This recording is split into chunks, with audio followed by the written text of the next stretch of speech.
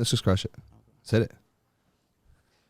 Yo, what's up, people? We are here back. Choices Podcast, number 62. Today, I have special guest, Ryan Brown. All right. Special guest. Honestly, we're not so special yet. But I say special, you know why? Because one day, if we break out into the scene, then it'll be special. Exactly, man. No, that was, what the fuck was that? That was like a backhanded compliment. I was just like, Hey, You ain't special. You're not but one day. special. I thought you meant the podcast. But that's how I look at it. Like I don't have any goals or anything. It's just go as hard as you can and whatever you're doing. Hell yeah. Like that's what I don't like about even my own kids. It's like, why would you do this if you're not trying to be the best? If you're not like even playing video games, like why are you playing just to play? Like, I agree. Play like yes. all of my handles used to be play to win. And it was mostly because of my kids. Because it's like, I don't understand. Like, it doesn't compute for me to do something and not try to win. I 100% agree with that. Try to be the best you can. Yeah. I fucking love that. I do that with everything, video games, all that stuff. But I want to say this before we even get started.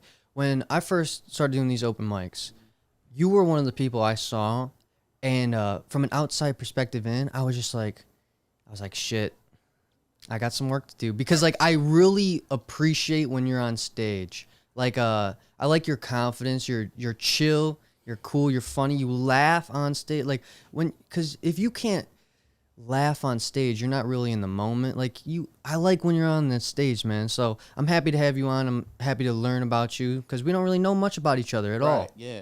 And I appreciate it too, man. Because it is funny you say that because I'm trying to laugh less on stage because I feel like it cuts into the jokes. Like I do laugh like if it's something or especially like. If I'm telling a joke and I think of something else, then I'm in the moment. Or like if I say something, like if I said like I was doing a show the other day and I asked this guy if like he was there with his wife and I asked him if they met on Tinder. He was like, no, we've been together too long. And then he goes and I was like, so how did y'all meet? And he was like, oh, we met in the classified ads. I was like, man, get the fuck out of here. I was like, that's the Tinder of your time. Yeah, that's kindling. Shit. Right? Yeah, exactly. That's like Tinder before, cell phones and shit. But I can't do Tinder, man. I tried. Yeah, we tried getting him on a kick. They tried getting me on Tinder. It was real bad for my self-esteem. Bro, I was just matching with these bums, these hooligans. I was just like, what the fuck? Is this what I am? Is this what I'm better than this. Yeah, and this was pre-mustache and all that, so it wasn't stash, And so, like, I don't know. It's just, it's not good for my self-esteem, that shit. Yeah, I mean, I don't know. I kind of look at it like reading the comments type of thing. Like, you don't know what people expect. You don't know. Yeah, it's no way to tell. Yeah, don't read the comments. Yeah, don't do that. It's no way to tell. If you're on Tinder, who somebody might like you, but they accidentally swiped the wrong way or something. Like you never know. It's a million fucking possibilities. Your future wife swiped the wrong way. It's gone. Right. So that's a good joke. It's never. That's how I mean, I'm not on Tinder. I've been married since before Tinder was out. How'd you meet your girl or your wife? At a graduation party. Graduation party? Yeah, was it your friends or It yours? it was like her friends. Oh, shit. And it was like a guy from my neighborhood. It was his cousin. Yeah. So we just all went, and it was a crazy You got kids? story. You have kids? Yep. How many kids? Two? Yep. Boy, girl? Yep. Boy, girl? Oh, how old are they? 16 and 15. Oh, shit. Yeah. So you've been around. Yeah, almost done, man. You've been busting nuts. This is not a new game for you. Yeah. You see the shirt? Drip, bro. Exactly. What are they up to? Are they going they're still in high school? Yep. They're still in high school? That's what's up. 11th and 10th grade. That's scary, man, because you have two of them at the same time oh, man, because I remember when I was in that time of my life, it was a horrible time of my life. I was a drug addict. Okay. I was lost, confused, and I could not imagine having two of me in the same house. I commend your ability to survive. Well, yeah, it's comedy mostly. But yeah, I mean, I try to talk to him and stuff like that. Like it's because I don't know, because like you said, like you've been like I don't know for real. Like they might be good at hiding shit. I don't know. So it's hard. I try to talk to him, and tell him like, hey, you got somebody that you can talk to, but you never know what somebody feels comfortable saying or. That's important though, because not saying that I necessarily didn't have that, but I don't think I was necessarily told that like you can talk to me like or stuff like that. So I don't know if I really opened up until recent years to my parents and that kind of stuff about how I really feel. Yeah. And so, you know, that's good that at least you're giving the outlet. I mean, I try. I don't. Who knows if they're listening? But, Who knows? But at least you try. So, but it'll go miles when they're older because they'll remember that shit no matter what. You know, at least they you're had trying. a friend in you. Yeah. So, you know, you're a family man. You do comedy. Do you have any other like things you do for fun? Not really, man. I work. Not really? I work. I got 2 jobs. Two and do comedy. Oof. And yeah. So Hustling. and then it's like the kid stuff and you Yeah. know, stuff with the wife, stuff like that. It's Damn. trying to find a balance. Like I was Yeah. on you know, EJ Watson. Yeah, I see him around. I was on his podcast and that's all the stuff he was asking me. He was like, how the hell do you try to start comedy now and you already have a family? Because he's getting married soon. Oh, really? And he was saying like Rest in peace. but he was saying like he was already a comedian when they met. Yeah. So that's part of the deal. But True. me, yeah, I used to just be in the house most of the time, you know, maybe, you know, play basketball once or twice a week. Yeah. But now comedy is like you gotta do it, you know? Yeah. You can't just write the jokes. You gotta go and see what works, what you know, when to take a word out and stuff like that. Like that stuff is a big if you wanna, you know, have sustained success, I think that's the key because it's like to get booked, especially in like comedy clubs, they have to know that you can be funny on demand. If you're sick, if you're you know, if I'm going through a divorce, but I got a show, I still got to be funny that day. So you know, if I think that's the thing, a lot of people don't realize is like, you could be hilarious every time, but if every time is just random. Yeah. Then that's somebody, you know, backing you with that money that has to take that risk. So unless you're 10, 15 years in the game, like some people, it's like they can't take that risk. That's a real good point because right now, the truth is, I hope no bookers are listening because I would take the show if I got an opportunity. Oh, yeah. But dude, I'm not fucking ready. And that's what you're supposed to do is take the show, but don't lie. Like, don't say, like, oh, I got 45 minutes of material. Don't take that show because, I mean, and it's a lot easier to do some vetting on people. Like, you know, you have this, you know, you have a bunch of stuff where people can find. Even, I got a couple of clips on YouTube where you can find me, you know, so you would kind of get an idea. Yeah. But every time, like, that's the biggest people bomb sometimes, and you never know. Oh, yeah. You know, and it's a lot of stuff. Like, I watch so many documentaries and stuff about comedy and all that, and it's like they could be doing a 30-city tour, and it's killing the first 28 nights, and 29 is the same jokes in the same order, and nothing. Yeah. So it's, you know, it's like the ultimate. I don't know. It's like a fight. It is a fight, and it's random too. You know, sometimes the passion may be off. I can only imagine doing the same jokes for 30 nights. Not necessarily in a row, but you know, consecutively, you probably lose some vigor for the topics that you're talking about, and maybe that could be the reason why. But what I was gonna say about seeing the bombing, like the famous people bombing, like, did you watch the Comedy Store documentary? Yep. Yeah, they were talking about Richard Pryor, you know, arguably one of the best to ever do it, and he was still bombing in the late days. Oh, so because he's bringing new things to the table. Yeah. And that's what I think that's what happens, like, when you get people that have been successful for so long. Yeah. They have more cushion. So they might not bomb, but it's like, are they taking the same risks and stuff like that? Like, 'cause if you're on a TV show or something, people are coming because they saw you from the TV show. Yeah. So they're gonna be with you for the most part. You would have to say something pretty crazy to lose people that are already fans. Yeah. You know? Yeah. At open mic, they don't know you from anybody. So you know, and even sometimes, and it's a lot of people like where they don't care if you're not funny. It's not bad. Like, I've heard stories, like, they used to have rooms where it was like they would have keys, and if you suck, they would start jingling the keys and stuff. Like, there's nothing like that anymore. The keys. But it's like, man, it's like, but that, you know, it's not for the weak, for sure. Last night, man, I fucking I've been thinking about comebacks for hecklers, all right? But I haven't developed any. And now it's in the real forefront of my mind because last night some guy was like, "Be funny." And I just fucking choked up. I just choked up and I didn't say anything, any good comeback. Like, I wish I would have grabbed my nuts and been like, your mother, like something like that. Like, but I need.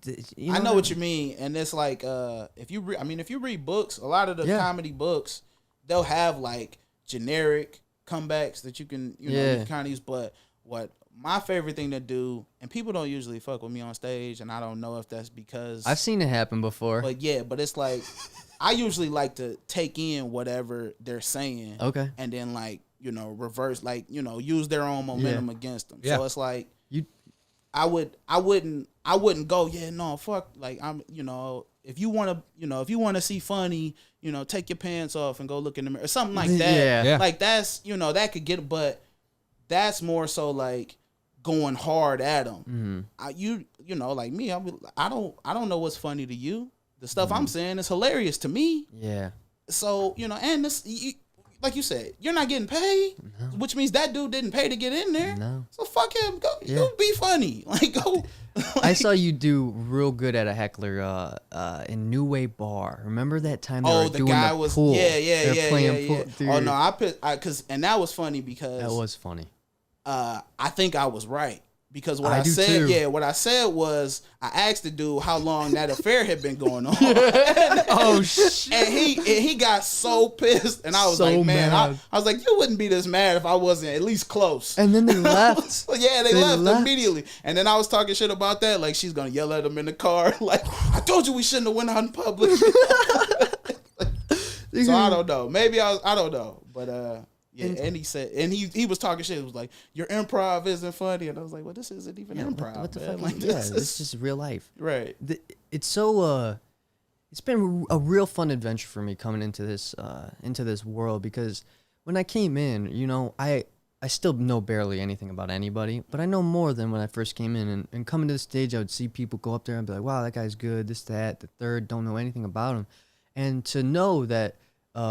For the most part, everyone's very new to the game, I mean, there are a few outliers that have been in here for 6 years or so, but most of the comics in the scene are trying to be comics in the scene are only a handful of years in, like year. A lot of people are just starting a few months, and a lot of people started like after the pandemic. So I think it was a lot of people that were like, because most of you guys are new. I'd never seen, and it's the same places, Adam Walsh has a bunch of rooms, all the rooms that people do of his. New Way's always been there. I mean, as long as I've been doing comedy, most of the rooms are the same. Yeah, but the people are new, and it's a lot of people that stopped doing comedy. During the pandemic, and then there's a whole lot of fresh blood where it's like, and it's intoxicating. It because it pulls you in, because it's like. It's a feeling you can't get, especially at this stage. Yeah, it's hard to replicate anywhere else without like drugs and shit. Like I've never done any hard drugs, so I wouldn't know sure. But from what I hear, it can get crazy. It's pretty crazy. Yeah, it's like it's because it's a room full of strangers. If you can get a room full of strangers to be right on board with some crazy shit you thought about, it's an amazing feeling. Are you? So you were talking about joke writing. Are you more? You're more of a joke writer. Then because like you said, I kind of bring a premise and I just kind of rant and try to figure it out. Right? And so I had when I was first starting, I was in the contest at Ridley's. Okay. And I was trying to get 5 to 7 strong minutes. Yeah. So when you you're only working with that time and it's for a goal, you want pretty much everything you say to be funny. That's a good point. You don't want to have that, you guys ever been, you don't want to ask questions, not real questions, like maybe a quick yes or no type of question just to get people on the same page. But for the most part, it's got to be like boom, boom, boom, boom, boom. And then you want big laughs, And so, I would, but the main thing to get better at comedy is perform, write, edit, repeat.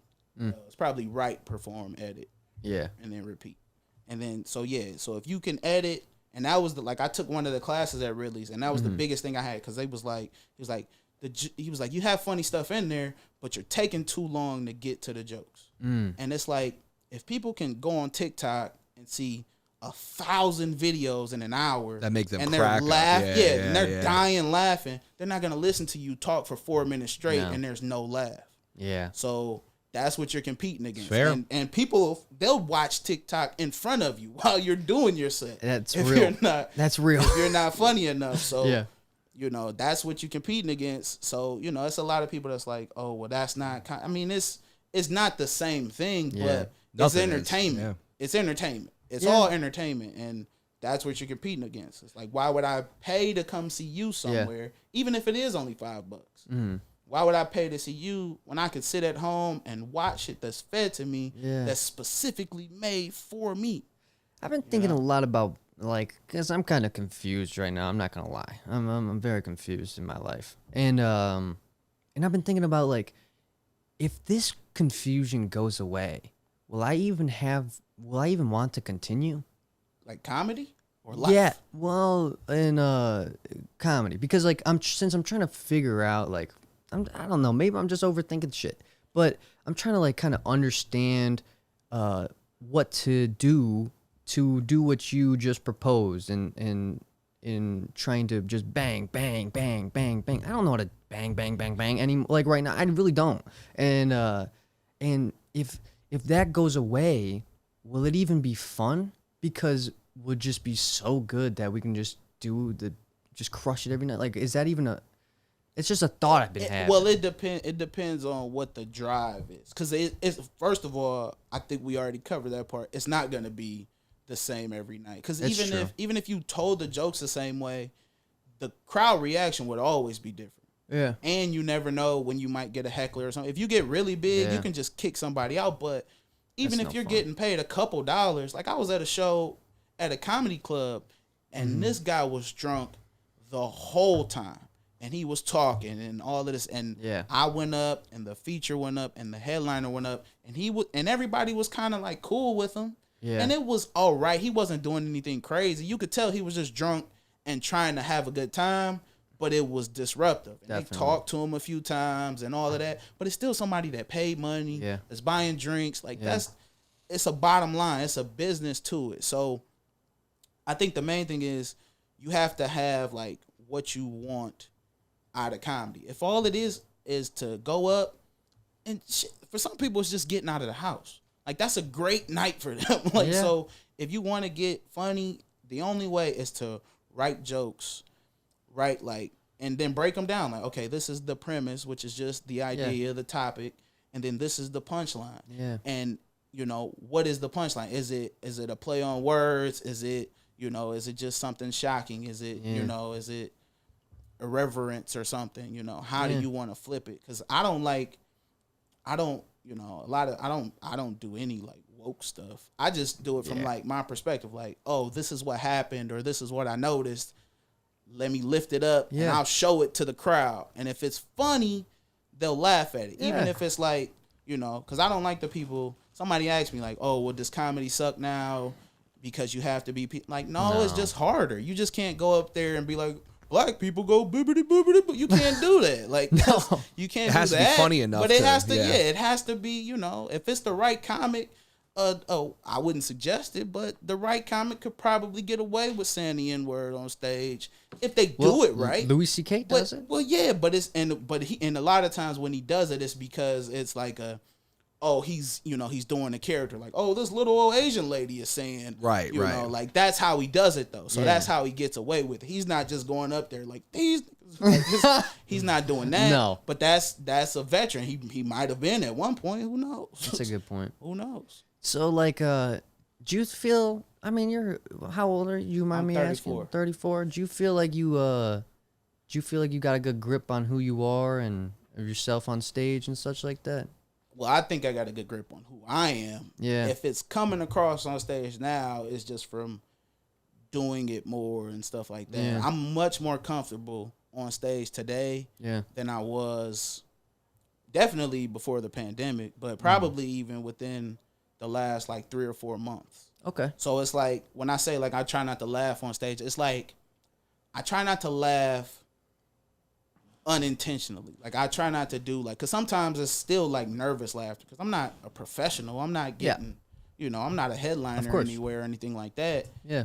But, if I can crush 80% of the open mics I do, then I can get booked.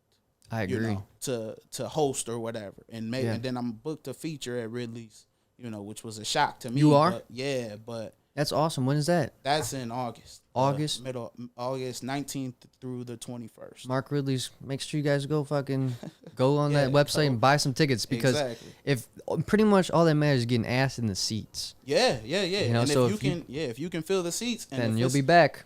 Exactly. And that's what happened, because I got booked. I hosted at One Night Stands. Okay. The first this will be my third time at the end of July. At One Night Stands? Yeah, so I did it in March. Yeah. Went well. Asked me to come back. Did it again a couple weeks ago. Yeah. Asked me to come back again. So it's working. That's beautiful. But it's just, and then I got to try to balance that with keeping my wife happy, because she's definitely. like, you're going all night. So what I try to do now, like Tuesday I did 3 mics. And you can't do that it's not New York. No. You can't do that every night, but no. If I can go out a couple nights a week and work on stuff, and then maybe have something where I'm getting paid, or I'm at least doing something in a different city or something like that, it's like, okay, this works in Flint or something. I can't just I don't have Ferndale jokes or Royal Oak jokes or whatever. It's got to work everywhere. And then if it starts working everywhere in Michigan, then I can branch out, hit Ohio and Indiana and stuff like that. That's cool though. That's good that you're getting these opportunities. That's got to feel good a little bit. You know what I mean? It feels, and that's what I try to, even the stuff I'm doing for free. Yeah. It's like I drove to Grand Rapids to do, I think 8 minutes. Okay. On a Sunday night at an open mic. Yeah. But, I'm not getting paid for that, but it's exposure. It's somebody out there, and because you never know. Like I said, the feature for Ridley's, I have no idea how I got it, because I emailed him about hosting for a weekend. He didn't respond to that email for like a month. Okay. And somebody told me like, well, sometimes you just got to remind them. It's like, so email him again. And I planned on emailing him again. Yeah. And then he didn't even respond to my original email. He was just like, hey, do you want to feature, in August? Wow. Yeah, I do. That's beautiful. And so that was even more motivation. Like, okay, I got to make sure I have enough time to be able to feature. So now I try to do different stuff. And so if I go, especially if I go somewhere far, like if I go to Grand Rapids, I went to Grand Rapids a month ago. Yeah. If I go again next month, I'm going to try to have all new stuff. Yeah. So the same people aren't seeing me do the same stuff. Yeah. I understand that, because, coming into the scene, blah, blah, blah, you see all these people's jokes for the first time. You're laughing because it's new. It's a surprise. You're like, oh, that was kind of clever, blah, blah, blah. But the 37th time, you're just like, oh, you know what's coming, and it can get a little stale. So I agree with that. Has it been new? Is this like a new thing, getting booked or getting spots? Like, how long ago has it started happening where people have been reaching out to you? Hey, come perform at this. Can you do that? Or is nobody reaches out to you? Gotta, if you want to. Somebody just posted this on like Facebook or something too. It was like, if you want to get booked, you have to ask the people. Unless you're at the point where you have an agent or a manager that'll go, but they're still doing the same thing. It's just somebody doing it for you. For them, yeah. But it's like, hey, this person's this good. They have this much time. Book them. But you gotta ask. That's the only way to do it. You gotta put stuff out there. You're gonna get rejected a whole lot. Hell yeah. You start doing stuff for like trying to get into festivals and stuff like that. Yeah. All reject. Like the funniest people have been rejected a billion times. Right. And that's like I said, that's why I watch documentaries and stuff, because it's like when you see like these people that you look at and it's like everything they say is hilarious, and you hear about them not getting booked or not getting booked for certain stuff, it's like, okay, keep going. Puts it in perspective a little bit. Yeah. Yep. Yeah, that's something that I've definitely been missing out on, I guess. Like, I don't know. There's just so much to learn that I didn't expect when starting. Like, I don't know about you. When you first got in the game, I just was not expecting it to be so much. Like, what do you, like, so much to do or so much involved with, like... Like, I kind of just thought, like, hey, I'll I'll work on my material. I'll go on stage. Shit will happen. That's not the case. And truthfully, I kind of think that it's more about like networking, marketing and all that. marketing Yeah. than it is your material. For sure. Because Of if you course. had, if you It's got like, a, fuck. if you got 1 million followers, Yeah. you can go and, but see, like Ridley's is a comedy club. Yeah. But they just had somebody there that has like 1 million TikTok followers, and he was there on a Tuesday, which Okay. they're usually closed on Tuesdays. So it's just like any other venue. You could rent it yourself, and they might charge you $1,000 or something. You can rent it yourself, sell your tickets for whatever, and if it sells out, then hey. So if you know 1,000 people that would come listen to you talk about whatever, you could do it like that. Now, is that stand-up comedy or what? I don't know how you judge that, but Yeah. it's just a building like any other building. If you could get Yeah. if you could carve out a space in here Yeah. and get 20 People people to come pay and see you, it's no different. Like that's why it's a lot of people that are just doing shit in their backyard and stuff like that. Yeah. And people are paying to see it, and they get good comics, but it might suck. And that's kind of how you know if you really want to do it. But you have to get your type 5 or whatever, where it's 5 minutes where you can walk into pretty much any room and you're gonna get laughs. So you have to work on that. And the only way to do it is to, like I said, you write your stuff, whatever you think is funny. Yeah. Don't try to be funny. You can't write it like, oh, these people in this area will like these types of jokes. You have to do stuff that makes you laugh. If you do that, and then you'll find your audience. But go to a bunch of different places, and then if you record it, audio or video, you'll hear exactly where people are laughing. Yeah. Anything after that, cut that shit out, because it's just extra. It's just filler. It doesn't help. Yeah. So because I had jokes that were a lot longer, but I would listen, and it's like, okay, they're laughing right here. I don't need any of this explanation stuff. So it is work though. It's not. You're not. Oh no. You're not going to get discovered. You're not gonna get anything like that. Yeah. Without putting in work, and you wouldn't want to, because that's why people are like, they'll blow up. It's like a one-hit wonder type of thing. Yeah. You'll be on the top of the world.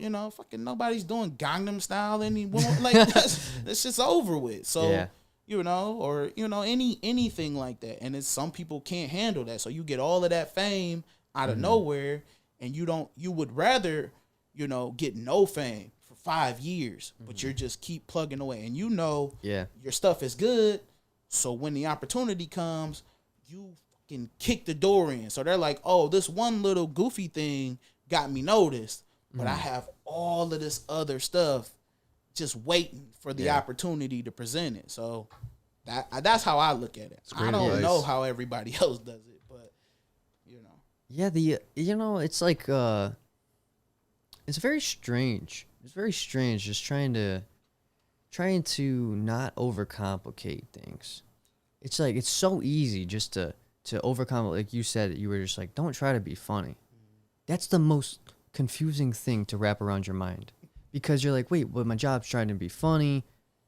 But if you're you gotta get out of your way. And dude, like that's one thing I've been struggling with recently. I'm not gonna lie. It's just like I've been just getting in my own way. It's fucked up. Right. You don't want to not be funny. You want to not cater to what other people think are funny.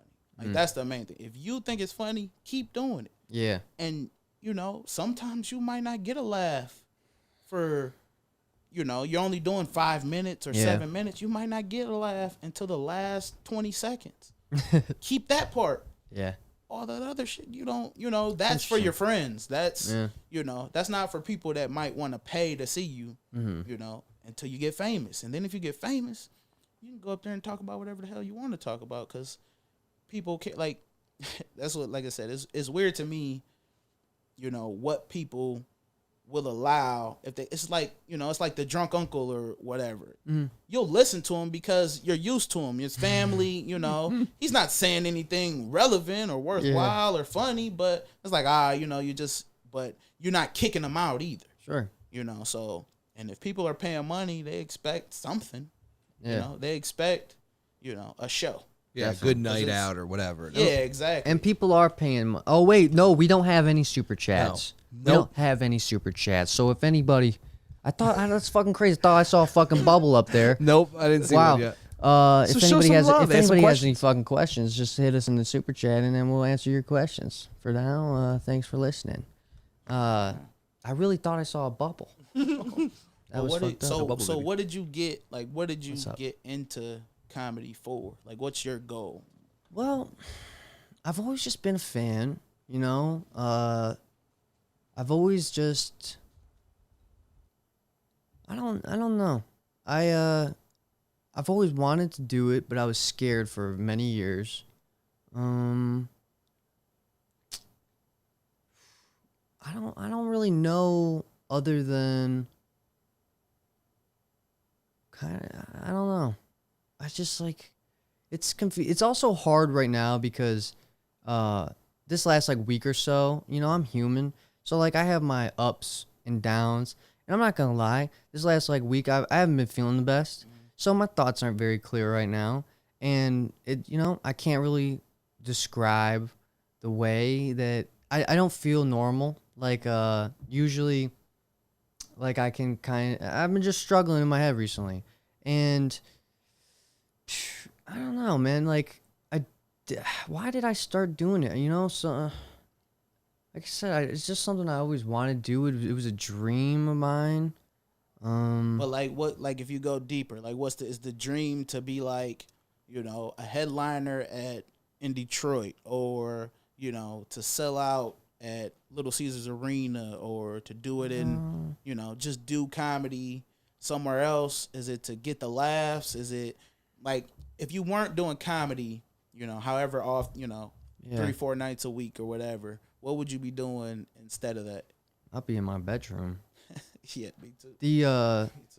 You know, it's a very complicated question for me because, you know, I don't know why I do it.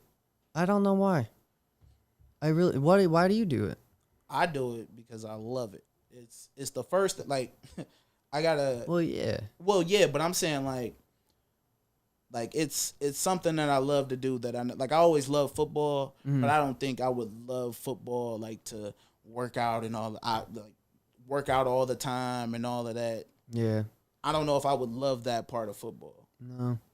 Comedy, I've read like 4 or 5 books. Yeah. Just on comedy. I've watched hours and hours of documentaries and just different people's stories. Putting the work in. Yeah, I never listened to podcasts before I started doing comedy, and I'll find like my favorite comics and listen to them talk about podcasts. There's a bunch of podcasts that are about like the science of comedy, like why a joke works here but might not work here. Okay. You know, about reading the room and all of the different aspects to comedy. And like that's the way I saw to put in the work to get better. See, I agree with that. I agree with the love of it for sure. Because, you know, I wasn't thinking of that aspect. I was trying to think. I was like, is it to make people laugh? Kind of, but like, not really. Like, I'm drawn to it. Like, you know, I obsessively write just shit, and just because it just is like what my body tells me to do. Like it's like what my mind is just like doing. Now, when you say you write, is it just for like comedy, or do you just like write down your thoughts? Well, I do a mix of both. Okay. You know, I log just like if I'm feeling a certain way. Yeah. You know, I'll write out. Hey, June 6th. Today I'm feeling blah blah blah. Right. This that the third, just to kind of clear my thought. But for the most part, probably 80% of it, I'm trying to write a joke. Okay. And sometimes, if I don't write a lot, then I may get thoughts, just like bing, and I'll be like, oh shit, write that down. Yeah. That happens. But a lot of times, what I've been trying to get good at, and this is where the confusion lies, is having a blank piece of paper and trying to craft a joke from nothing.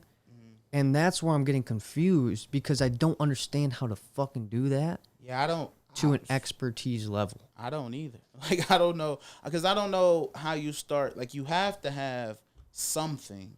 Yeah. Like some social thing that happens or something. Either so, like, there's a Facebook group where they give you a word every day. Okay. And you just have to, you got 10 minutes to try to come up with a joke using that word. Yeah. And that's, I mean, it's a decent exercise just to try to get, but it's a word. So you can't start from here. Like, it'll be like, you ever watch SpongeBob? Yeah. That fucking, where he had to write that episode. He had to write a paper about what not to do at a stoplight or something like that. Sure. And he spent fucking all night and he only had the. Oh, yeah. It's like that. Like, you can't start from nothing. Like, so it can be anything. If you tripped and fell, you know, if your parents, pissed you off, or you hit somebody's car and you did a hit and run, like anything. Like, you have, but it'll be something. If something catches your eye, like, it could be about doing a podcast or something like that, and you could make fun of it. What I usually like to do is not play devil's advocate or not, but I usually like to take the side of the wrong thing and try to make that funny. That's why, like, I got this joke that's like 5 minutes long about Spirit Airlines. But I'm like the only person that's like pro Spirit Airlines. Like, if you listen to comedy, everybody shits on. And it's like other than sports, it's like one of the only universal things where it's like, it doesn't matter if you're black, white, Democrat, Republican. Everybody hates sports.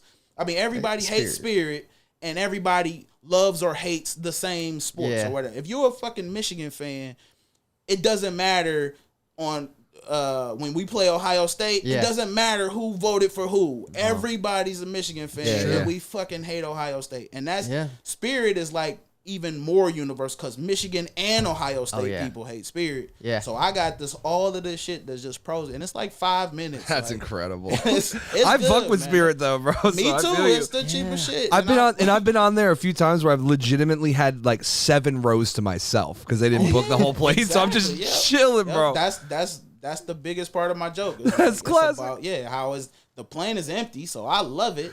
Yeah, it's first class for cheap. Right, exactly. That's interesting. No, I like that because devil's advocate or just a different perspective is nice, And technically, for the most part, in a lot of ways, just us being alive and trying to be ourselves is a unique perspective. Yeah. And I think that's or like trying to look at like you got a room full of all of these fucking different you could just talk about shit from the snake's perspective, from whatever, like this is such a unique so much content.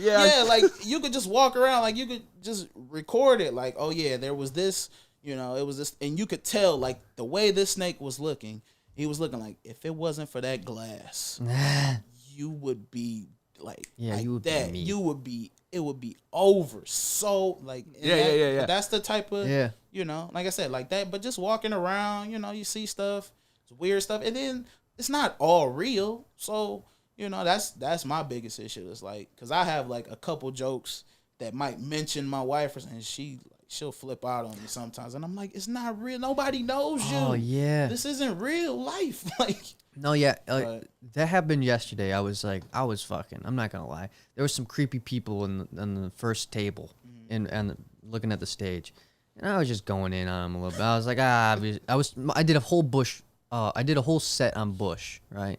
On the woman's Bush and how he's like, he just think George Bush. No. I seen it in his eyes, man. Yeah, and how we need to bring it back, and I won't go too much. I don't want to ruin the bit because I like it. I like the bit, and I was just like, it's clear this guy, blah blah blah. He never got close to even see a bush, blah blah, shit like that. And dude, the whole room just was just like. Not feeling it. Nope. They were like, that's too far. And I'm like, bitch, this is comedy. See, like, look at him. Look at him. But that's if he looked like that and like people could tell he look, then that's punching down. That's like somebody, because you have the mic, so you have all the power. Shit. So unless that dude was being an asshole, then there's no reason for you to just start picking on him. You know what I mean? That's a really good point. And that's pretty That's a basic good point. comedy wise. It's like you don't want to punch down. Like it would be like, I'm not really for all of that. Oh, nobody wants to hear a white dude's opinion. I'm not for it. If you got a good fucking opinion, express that shit. But nobody wants to hear the same opinion. Nobody wants to hear the same, white dudes talking about, like, if all of the white dudes were talking about Bush, then yeah, nobody's gonna want to hear that shit. Or all dudes, but that's the thing. People are so caught up in trying to be diverse and shit like that.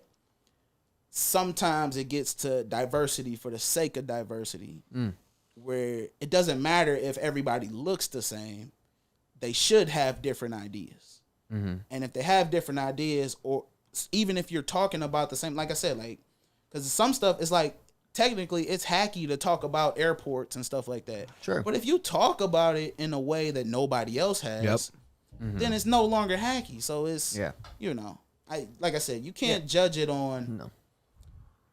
You have to judge comedy on how it's going. So if you're not getting laughs, something's not right. But you can't do it like, oh, well, they'll laugh at this. That can't be your driving force. Just like the money or the fame or any of that can't be your driving force, because you'll go crazy. Because it's not sustainable no matter where you get to. Okay, that's beautiful. So that's what it is for me. I think it's not about the money or the fame. It's trying to figure out my material. That's like a reason why I do it. Is like I already naturally like view the world with humor, and I'm trying to figure out how to translate that into words and to make the other people laugh. Like, and I'm trying to find my material. Like, I'm not describing this well at all. No, but you're trying to find the things that make you laugh. You're trying to find your voice. Like, that's what it's called. It's like, it's your perspective that's unique to you. That if you start telling jokes a certain way, or if you come up with a great bit about Bush and how it relates to reptiles and shit like that, and then somebody else comes and tells that shit, they'll know immediately that's you. Just like that's how I feel with the Spirit thing. If somebody starts talking about how great Spirit Airlines is, they stole that shit from me. Yeah. Like, even upper echelon, because I'm telling you, I've never heard anybody talk good about Spirit. Never. It's never happened. No. And I have 5 strong ass minutes just about Spirit Airlines. Yeah. Yeah, it's like it's branding yourself almost in a way, Yeah. I already got merch and stuff like that, because I got a lot It's smart. It's a lot of jokes. I might need to do like one of those peyote trips or something. You know what I mean? Just like really get deep into your soul. Try to understand myself. And I mean, maybe like this shit's different. But I said, I didn't start doing comedy until I think the first time I did comedy, I was 32. Okay. And I didn't start doing it for real, because when I took the class, they told me 1 year in comedy is 100 sets. So that's twice a week. Now, if you live in New York or something, you can do 4 or 5 every night. And that's what most of the people that move up, we don't have that here. Especially, like, if you count, I don't really do the Zoom shows or nothing, because it didn't feel right. I did a couple, I don't fuck with that shit. and it's not the same to me. But if you could do them, and you do them with a group of friends, most of these open mics is just other comedians. Like, there's some good ones where there are audience members, but a lot of them, most of them, like New Way, when New Way was before the pandemic, and New Way went from 10 p.m. to 2 a.m. At 2 a.m., there's nobody there. It's only the last couple comics that are waiting to go up. So you're doing it just to them. And, maybe you can get them to laugh, but comics laugh at more shit. Like you said, you have humor. Yeah, you view the world in the humor. So you can do the worst. You can do racist jokes. You can do pedophile, like any of that stuff. And they'll laugh because they're looking for the crazy stuff. But you have to, you have to balance it. So if you can do a Zoom show where people will critique you, like, hey, take this part out, add this part, or they'll give you a tag or something like that. Yeah. That's a good way to get better. Yeah. It's not going to be the same as doing it live, but it is a good way if you're trying to get better to have some, or get a writing partner, get somebody to bounce ideas off, like, hey, is this funny, and stuff like that. Because I have and then do it on stage. Yeah. But you have to, like you said, if you write a lot, the main thing is write it and try to edit it to the point where it's like, okay, this is the premise, this is the punchline, this is where they're supposed to laugh. If they're not laughing right there, when you go back and re-listen, okay, change it. Yeah, and it's hard because it's like you love it. You had this idea and it's hilarious to you. Yeah. It's like throwing your kid out the window. Like, I could tell this wasn't as good as I thought it was gonna be. That's the hardest. That's one of the hardest things for me is I try to record every single one of my sets. Listening to them back. It's the hardest. It hurts my soul, but it's important because if that's how I think I sound, it's like the most important. That's the thing. I hate it too. Even when I think it's going well, and that's it'll humble you so fast every time. Because it's like, oh, I crushed it, and then you're like, fuck, nobody was laughing right there. Yeah, what the fuck? Right there, fuck, nobody was laughing at any of this. But that's how you get to, okay, every time I say these words in this order, they laugh. Yeah. Keep that. Everything else, throw it out. Yep. It is a weird like career though, right? Like, I played music my whole life and played in bands and stuff. But you make a song and then you go out and play it and people like it or they don't, and that's it. You don't then weigh, okay, no one liked this song, I'm gonna go home and change the riff in the second verse. You know what I'm saying? Like, it's a weird way because your art's your baby. You know what I'm saying? So when you write that joke, that's like painting a picture. You just made something and now you're letting other people's judgment of it change it. So it is hard, man. That's brutal to do to your brain for sure. And it's even. I get it's exactly like that, but it's even harder if you have songs that people like, they will pay every year, or if you get big, they'll pay every year to listen to you do the same songs for the same 40 way. years. Forever. Yeah. Even after you're dead, they'll still do it. They'll make a hologram and put you on stage. With comedy, they do not want to hear the same shit again. Nope. And that's what I've been. It's like in America, if you're doing a new special every year, that's like top of the line. In other places, that's a given. You better have a new hour every year. They so it's a new hour every single year seems the most impossible thing to me. I mean, but you got to think, if you're only doing that, like Seinfeld. I think Seinfeld said he wrote like 5 hours a day. And most of it, I'm sure he threw it away. Yeah. But if you write 5 hours a day, if you wrote 100 jokes a day. Yeah. And only one 3 of them. Yeah, even if only one of them works. If you did that every day, you got 365 jokes. Yeah. You put all of those together, that's probably a few hours. Yeah. And it depends, if you pick a type, that's why, if when you do, the main thing, when they tell you to start with your life. So you look at, things in your life, whether it's routine stuff that you hate or whatever. Usually it's, from the book, it's like hate, what you hate, what's weird, what's stupid, or I always forget the fourth one. But that's the idea. That's the emotion you want to have. You want to have some emotion with whatever the premise is. You can't just say cars. You got, do you love cars? Are they weird? Or is the dream cruise stupid? Or, whatever your perspective is, that's where you start. And then it's like, how can I relate this to people? And sometimes it's like, okay, well, you can't just say this is stupid. You have to relate it to something else that everybody agrees is stupid or something like that. Find you a metaphor and then go, It's like, instead of talking about Bush, or, that's why, instead of talking about dicks, people will say, snakes or, whatever, you know.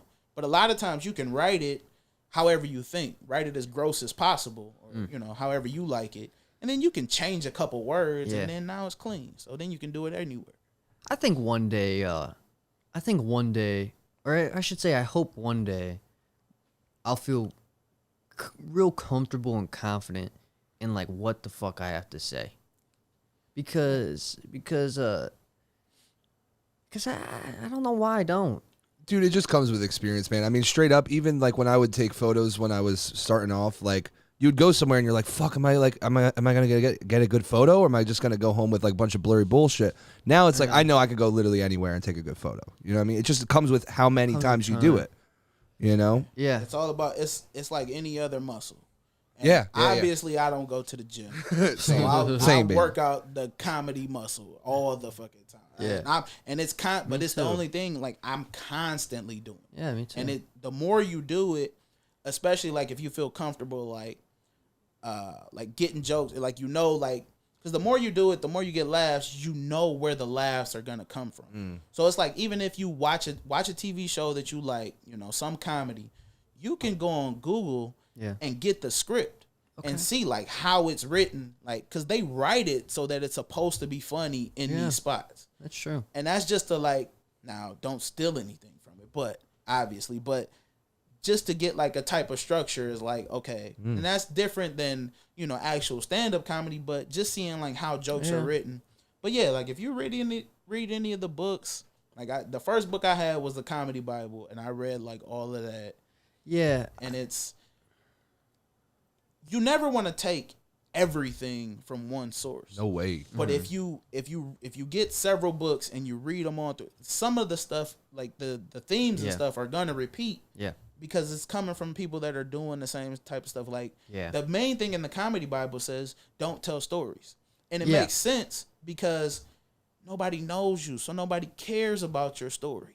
No. Unless you're telling the greatest, But usually, if you're gonna tell a story, you have to already get them to love you. You know, and people can love you like that. You can get it quick, but you can lose it quick too. Yeah, that's even quicker. Dude, so fast. You just say one thing and everyone just like. But that's the beauty of it. That's why it draws you in. That's why you would keep wanting to do it, even if you're not getting paid, even if you're driving 2 hours for free and stuff like that. Is because trying to get people to, because it's like relating, like they relate to you. Yeah. If you have that thought and you can get them, laughter is like, it's not, you don't want the agreement. You're not giving a speech, you're not running for office. That's not what you want. But so you don't really want the clapping so much. Yeah, I want them to laugh. Yeah, you want them laugh. Reflex laugh. Yeah, like where they can't help. And that's what I said. That's my favorite thing. That's why I talk about race. I talk about politics.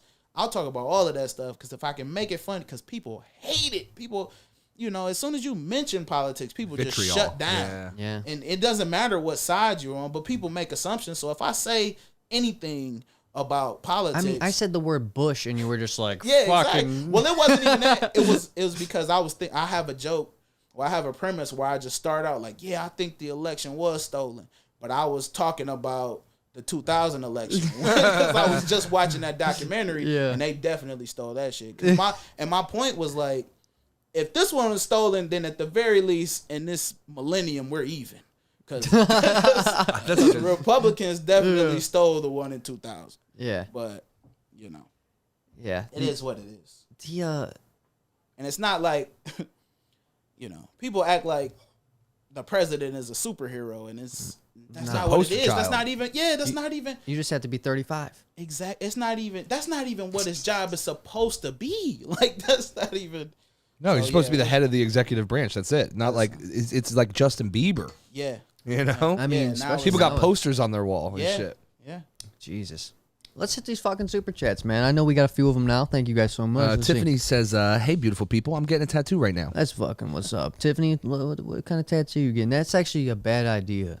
Are you down with tattoos? Do you like tattoos? I mean, I'm fine. I don't have any. You don't have? No, that's don't good. have any. But, I do, as you can see. And, I don't regret it, but I'm not. I don't think I'm going to get any more because I think that I heard somebody say that. I think it was Ozzy Osbourne.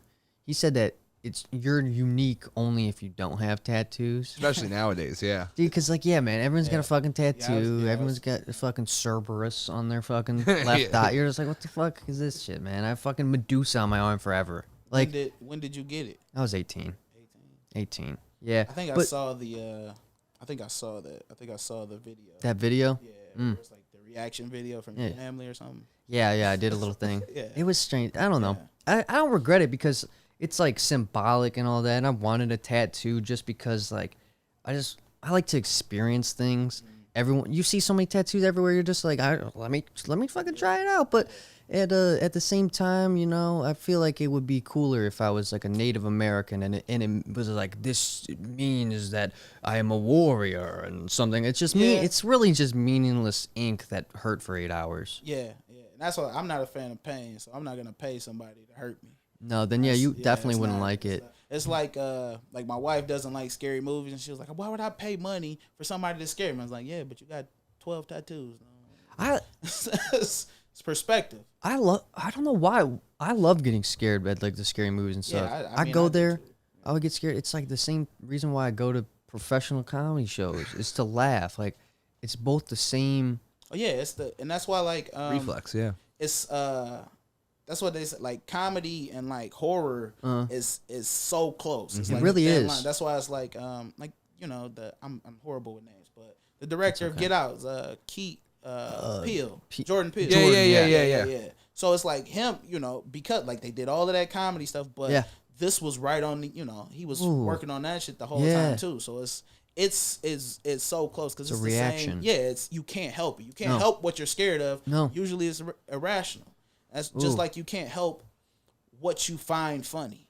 I never even thought about how Jordan Peele makes horror movies. Yeah.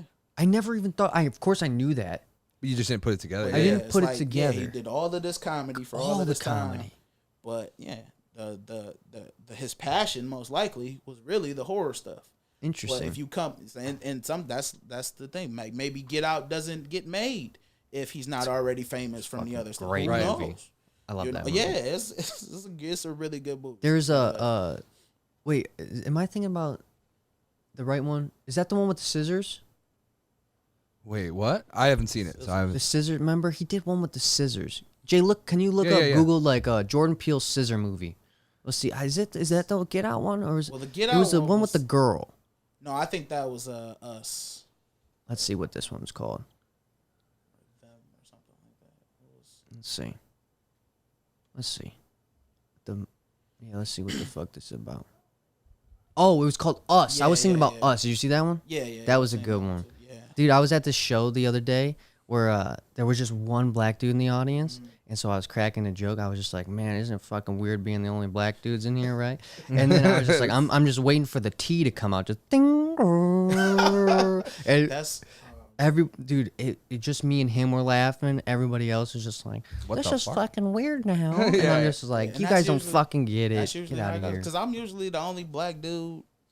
Me too. Either on the no, I'm just fucking with you. Either on the lineup, but that's what I was saying when I was on my way here. It hits every time. I don't know. But it's like people that not because I don't like throwing around like, oh, that person's racist, because you don't know somebody's heart. Some people are just assholes no matter what, you know. Yeah, I can be an asshole. Yeah, sometimes it's based on race or whatever, but sure. If you're truly like that, then those are the people that usually tighten up when you talk about race and stuff like that. Like if you're comfortable with it, yeah, then shit just flows. Like you can just laugh. You can appreciate, you know, that it's a joke and that type. It doesn't have to be, oh, you're making fun of. Like, come on, man. Yeah. It's not. This is for this. This is the place. Yeah. You came to a comedy show, or you were at a bar and they announced we're having a comedy show. Yeah. Buckle up. Like, yeah, I'm surprised that some people even stay. I'm just like, hey, don't you have another bar you can go to? Exactly. Like, just walk to another bar. Every place serves liquor. Some people walk. I mean, but people do walk out. Some people walk out. But maybe that's what it is. Maybe like the stakes are so low because they didn't pay. And then everybody's like, oh, I'm offended, so you should change. Like, come on, man. It's not. Whatever. It's not realistic. Our boy Mac Lorenzo's back in the house. Let's see what he has to say. He says, Pops got to. So his father was on a big TV show. He says, Pops got to smoke with Carlin in his office on set. Wow. One of his highlights in life. If you could go back in time and chill with any comic, who would it be? Oh, man. Well, since I'm fairly young, I don't really have too many old idols. If we're talking about people that aren't alive, I I would like to just kind of see where Pryor's mind's at. Just because I think he's one of the most powerful acts to ever live. Like I literally, with YouTube these days, you can see everything that's been filmed. And I watched a set of his the other day. He did 35 minutes of a story where he was using like 4 different voices and 4 different characters, and he never broke character. And he had the whole crowd just in his hand the whole Mesmerized, time. yeah. And just going at 4 different angles, just this character, this character, this character. Like, not many people have ever done that, especially when he didn't necessarily build an entire career off of doing just characters. Now, granted, he did a lot of character. He's one of the funniest white voices ever. One of the, I mean, he all of his voices were great. But and I would just love to sit down and just let him talk and just see where his mind's at, because it's just brilliant to me. Now, if we're talking alive, I would love to hang out with Chappelle, because I love his like philosophy of life. Like he's just got, I mean, we all know it if we watch it. It's different than any other, for the most part, comic that I watch. Because I've watched those, when he dropped those things, it was like 2017 or like 2019, like he dropped a few specials. I mean, man, I've watched them countless times, and they never get old. They never get old.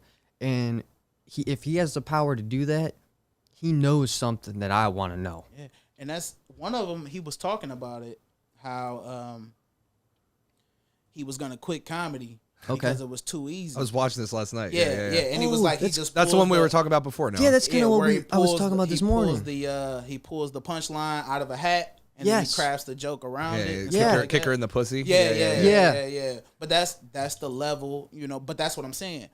Yeah. Still, even then, he's not starting from zero. You can't just look at a piece of paper. Oh wow. And that's what I'm like. So that's how you got to kind of. That's probably why I'm so fucking confused, man. He's like, this paper ain't coming to life, like, bro. Yeah, I'm so why confused. am I not seeing the words like the Matrix? Yo, And get shit? the fuck Just outta like, that's not. It's never gonna work like that, because comedy is reporting. It's like journalism. Yeah. You have to have some subject. You know, even if it's like Seinfeld was the master at doing something mundane, like looking at the hair on your shower, that type of stuff. Exactly. Like, and as I saw somebody, which is so abstract, right? Like that's crazy. But that's where you have to go, because you can't.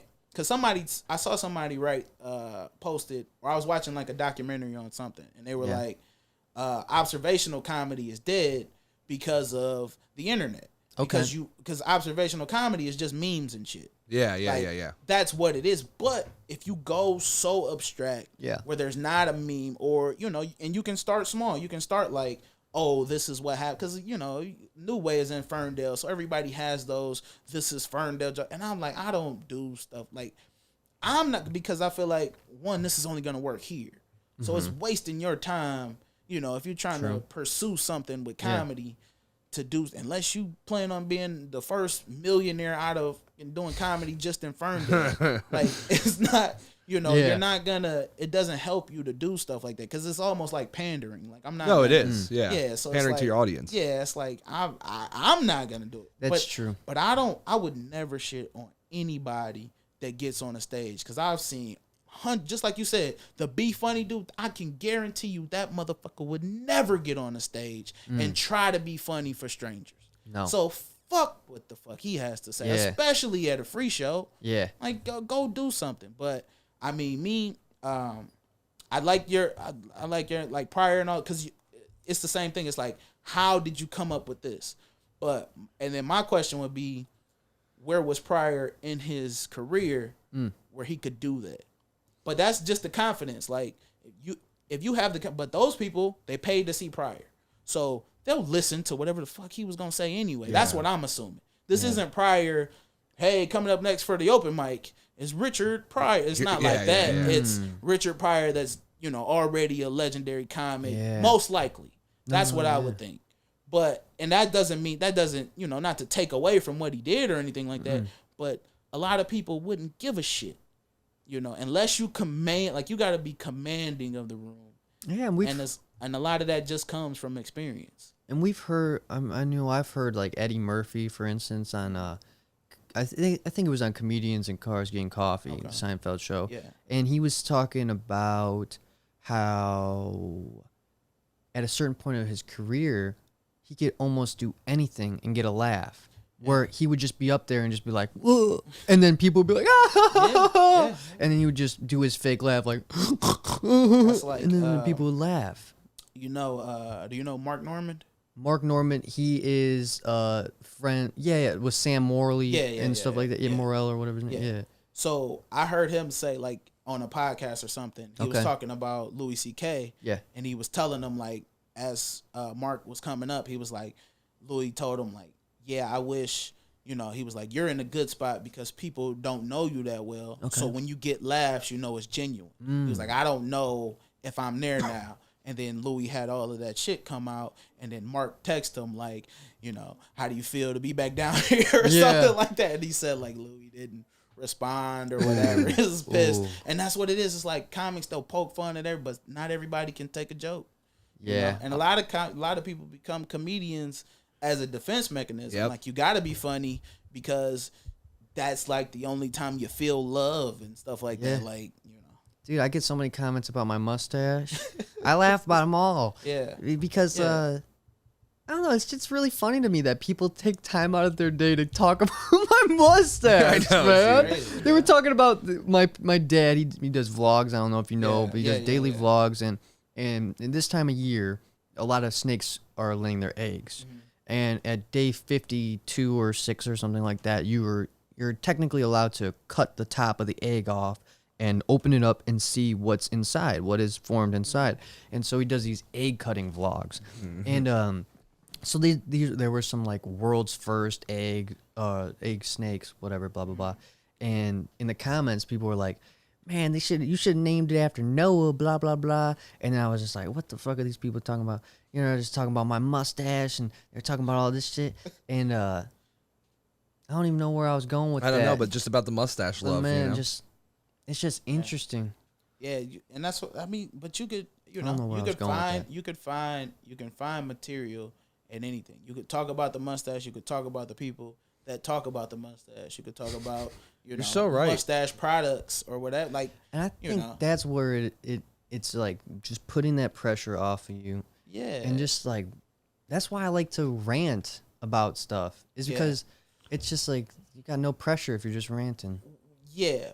But some of the times when I see you rant, it sounds angry. And that's... I'm an angry person. Well, yeah. And that's what I'm saying. So it's like, so and it's fine to be angry. Yeah. If you're funny. If you can find like something to be angry about, even if it's fucking obscure, even if you're angry about your mustache product or whatever, or somebody, when you were shaping the mustache, it didn't come out right or whatever. Yeah. That, you can get into that. Cause like you said, if everybody online's looking at it because it's safe and they can, cause that's what it is. People will crack on your mustache online because you can't. There's no repercussion. Yeah. Like, what you would and you shouldn't. It's your mustache. Like, like that's just. I mean, I don't know. It's a lot of people that can't take a joke though, and it's a lot of people that would only joke, if they felt safe. Yeah. Oh, I think that's where I was going. It's like these people are. It almost feels like they're writing the comment out of anger, right? They're like, "Oh, this fucking guy's mustache is fucking horrible," right? And that's what makes me laugh. It's just like, damn, these people are so mad at what's on my face. They're angry. I'm the one that's gonna see it all day. That's funny to me. But that's the thing. You don't even know if that's why they're mad. They might be mad because you got a better mustache. 30. Yeah, you might have a better mustache. You might have 1,000 more followers than them, or what? How would the hell would you know why somebody's really mad? Yeah, they could be mad because they're mom just came in and slapped the shit out of him, and they just happened to be on your video. It's like your that stupid fucking mustache. Exactly. Yeah. There's Hell, no way man. to know that. There's no way I don't to even know if I was in that video. I don't think you were. And then you now you've spent 35 minutes like, damn, is my mustache like even mustache fucked if up. for a second it's like, damn, like yeah, you laugh at it, but some of it's like, why the fuck do they hate my mustache? That's like, a good what? point. That's Like, true. You know, that is true. So it's like, you know, now they're in your head, and that, a lot of times with some fucked up people, that's all they want. They want you to waste 10 minutes thinking about, you know, whatever. That's why I wear, you know, I wear goofy shirts because one, I like them, and two, they make me feel comfortable around white women. That's good. It's important.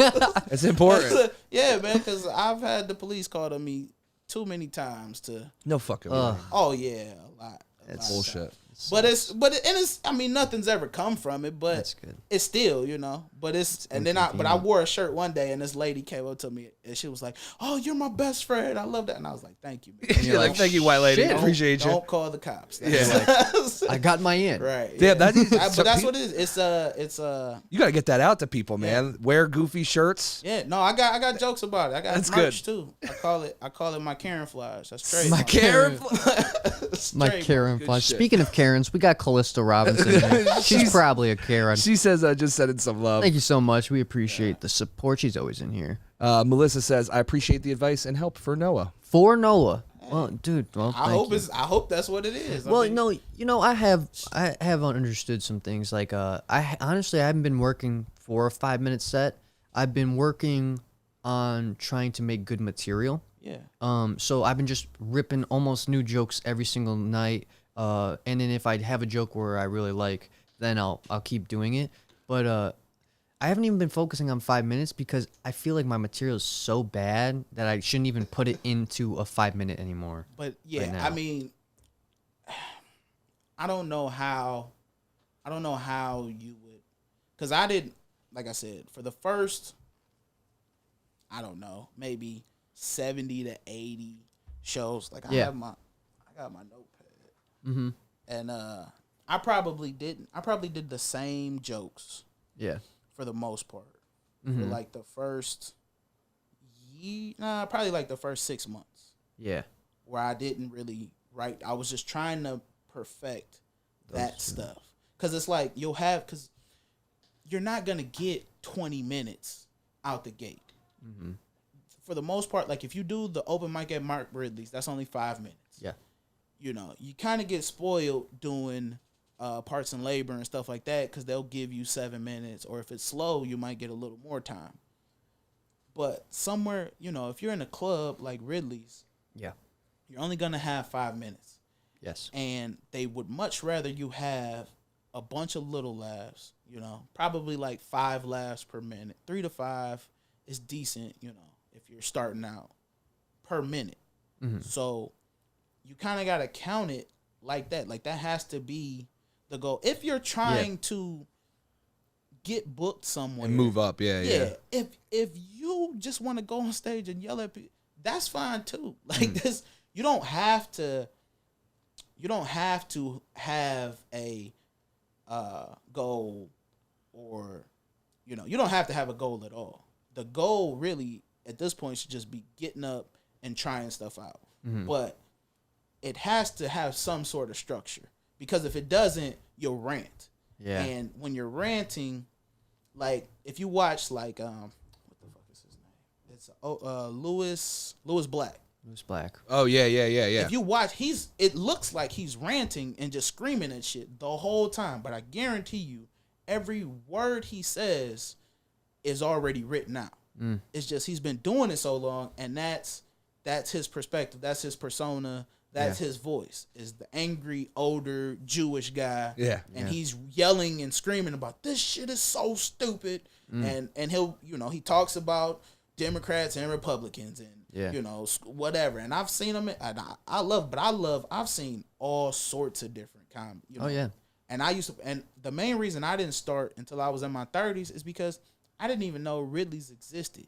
Like I don't go to bars, so I'd never seen an open mic at a bar. No. Like me neither. So I had no idea about it. You know, I bought the book, and the book was like, go on Facebook. Yeah. You'll find open mics. find them. Okay, boom. Finally got the courage up. Yeah. A couple months later to finally go up. Yeah. Terrible. You know, and then you find a couple things. And then when you listen, it's like, okay, that was funny. Okay, that was funny. But the part I wrote after it, they didn't like that. Okay, throw that shit away. You'll find more. It's hard, especially if you're not getting laughs early, because it's funny to you first. That's the first reason why it's hard to throw it out. Mm-hmm. Secondly, it's like, oh, I'm not going to come up with anything else. But there's always new stuff. Oh, There's yeah. always going to be new Every stuff. single day, I think of new stuff. And you know that I think that's what I'm gonna try to do. I have a few like notebooks or whatever. I might try to formulate like a set. I think that's a smart idea. It's just something I never really thought about. Yeah. I don't know why. I've been just so stuck on this idea of just writing as much new stuff as possible, because since I'm so new, like nothing's gonna stick.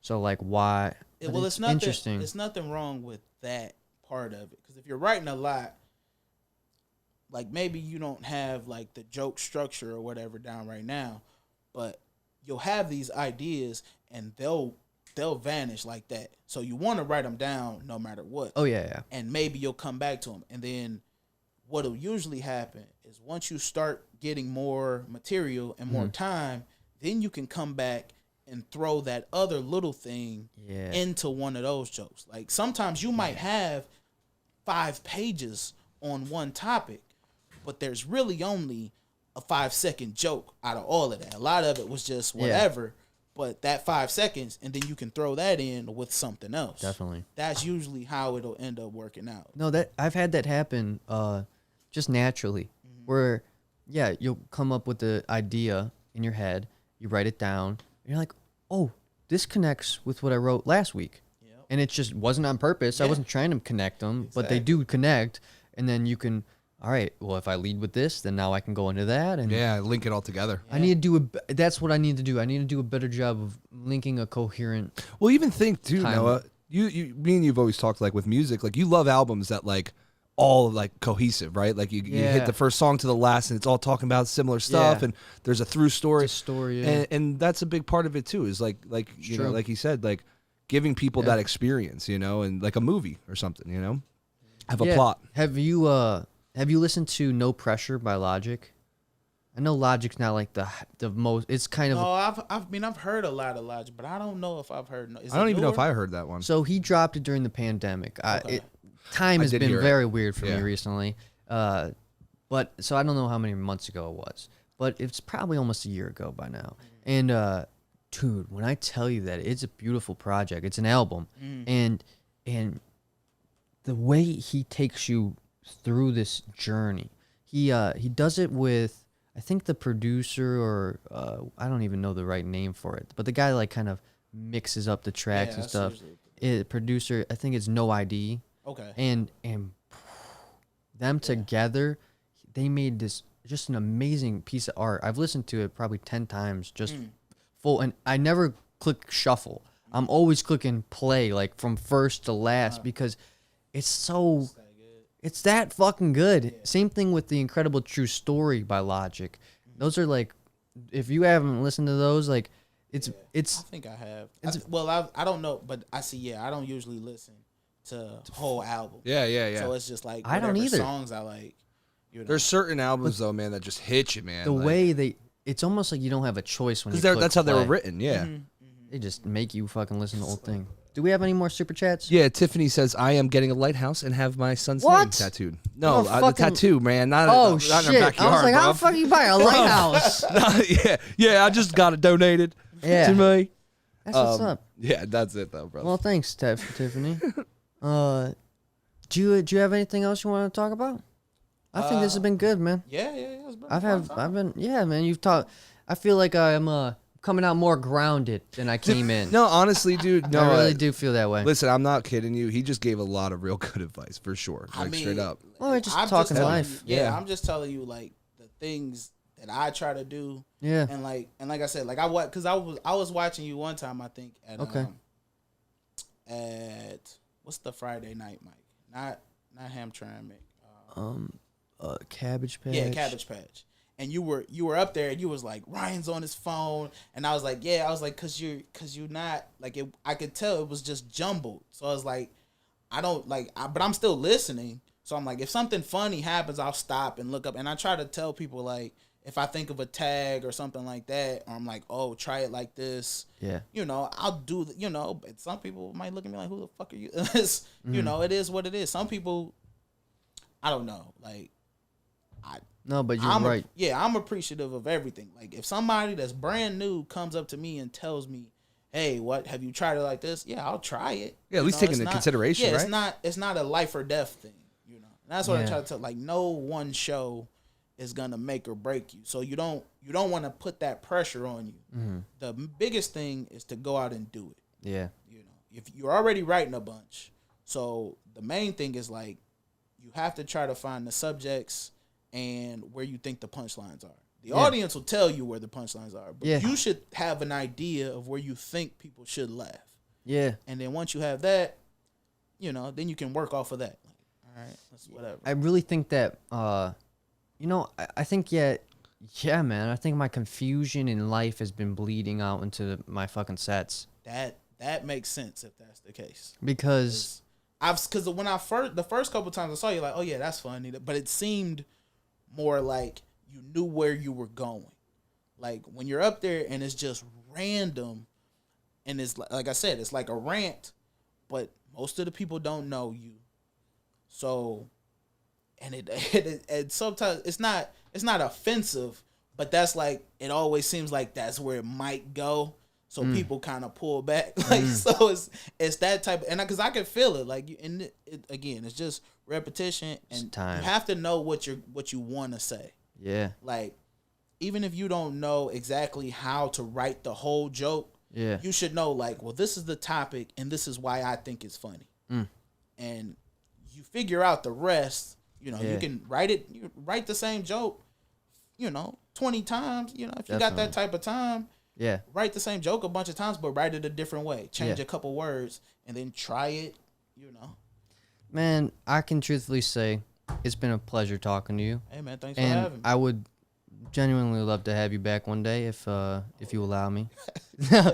And, man, this is just great, man. Like, I think that if we stick to it, we're gonna be all right. You know what I mean? I really do. You seem like you got a good head on you, and it's true, man. A lot of people, they're like me out here. They just fucking, they're lost. They're lost, man. They're lost. And you're the lighthouse. You're the lighthouse, man. Tiffany's backyard. Yeah. My ship is fuck. See, that's what I'm saying. Like it's there. The tools are there. You just gotta. Yeah, just gotta sharpen them. Yep. Gotta sharpen them. Gotta put them on the pegboard. That's it, baby. And look at them polished. Yep. Well, thank you guys so much for watching. Do you have any dates that you want to say? Obviously, the one in August 19th. Plug any social, whatever you need, man. The socials, all of that on everything is just at Brown Ryan Comedy. Okay. Just like you would think it would be spelled. Yep. No, nothing special. I'm close. They have a class at Ridley's. I'm closing the class show. Okay. On Wednesday. Yeah. So I don't know. I'm gonna watch that. Wednesday. Today's Friday. 7 minus 4. So 450 days from now. Yeah. June 9th. I'm at Ridley's. That's like 15 minutes or something like that. That's dope. And then One Night Stands at the end of July. Ridley's again featuring, which is like 20 to 25 minutes or something. Damn. That's gonna be August. Fun. Yeah. Yep. Awesome. And then just follow me on social media. Maybe for sure. If I blow up, I'll definitely remember you guys. Hell yeah, baby. Hell yeah. Well, thank you guys so much for watching. Don't forget tomorrow my dad does Snake Talk Live 5 p.m. So if you're interested in that, check it out. And until then, thank you, Ryan, for coming on. Hey, it's been a pleasure, and we will see you in the next one. Peace. Hell yeah. Gotta make the ham trammy.